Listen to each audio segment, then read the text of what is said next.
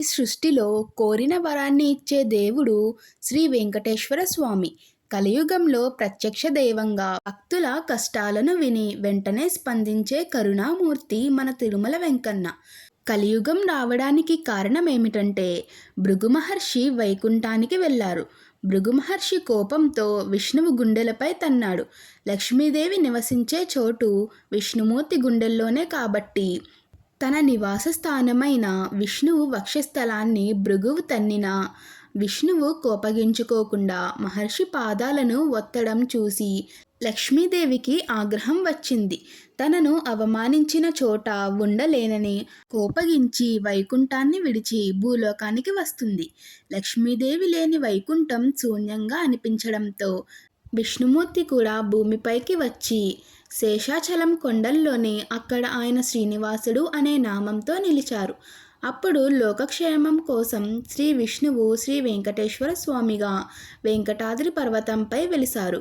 అందుకే ఆయనను కలియుగ ప్రత్యక్ష దైవం అంటారు.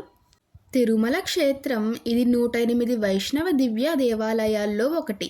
స్వామివారు స్వయంగా వెలిసిన స్వయంభూ క్షేత్రం. స్వామివారి విగ్రహం సుమారు 8 నుండి 10 అడుగుల ఎత్తు ఉంటుంది. స్వామివారి ఒంటిపై ఉన్న పచ్చకర్పూరం వల్ల విగ్రహానికి ఎప్పుడూ 110 డిగ్రీల ఉష్ణోగ్రత ఉంటుందని చెబుతారు. కొన్ని ఆసక్తికరమైన అంశాలు చూద్దాం. కుబేర అప్పు.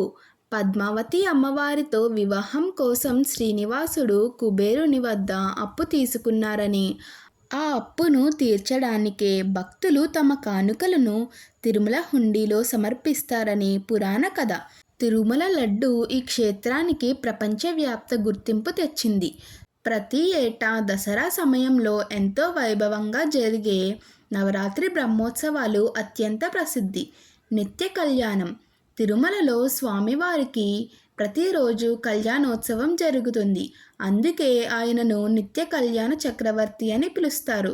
భక్తులు తల వెంట్రుకలు ఎందుకు ఇస్తారంటే అహంకారాన్ని వదిలి స్వామికి విధేయత చూపడానికి భక్తులు తల వెంట్రుకలు సమర్పిస్తారు. భక్తులు తమ కోరికలు తీరినందుకు కృతజ్ఞతగా శ్రీవారి మెట్లు మార్గం ద్వారా నడిచి కొండపైకి చేరుకుంటారు.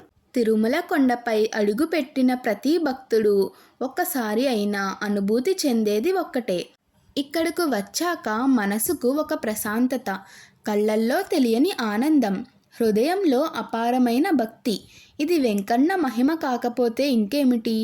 వెంకటేశ్వర స్వామి దగ్గర ధనం కాదు, హోదా కాదు, అహంకారం అసలా పనికిరాదు. ఒక్కటి చాలు, నిజమైన భక్తి మాత్రమే. ఆ భక్తితో గోవిందా గోవిందా అని పిలిస్తే ఆ పిలుపు 7 కొండలు దాటి స్వామి చెవులకు చేరుతుంది.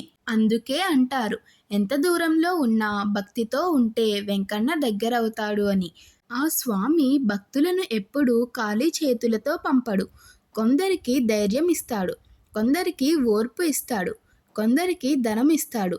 అలా ఏది కోరుకున్న వారికి అది ఇస్తాడు. అందరికీ మంచే చేస్తాడు. జీవితంలో ఎన్ని కష్టాలు వచ్చినా ఒక్కసారైనా మనస్ఫూర్తిగా అనుకోండి గోవిందా అని. ఆ స్వామిని భక్తితో తలుచుకోండి. అంతే, భారమంతా ఆ 7 కొండలి వాడి చేతుల్లోకి వెళ్ళిపోతుంది. ఈ వీడియో మీకు నచ్చితే గోవిందా అని కామెంట్ చేయండి. లైక్ చేసి మన ఛానల్ను సబ్స్క్రైబ్ చేయడం మర్చిపోకండి.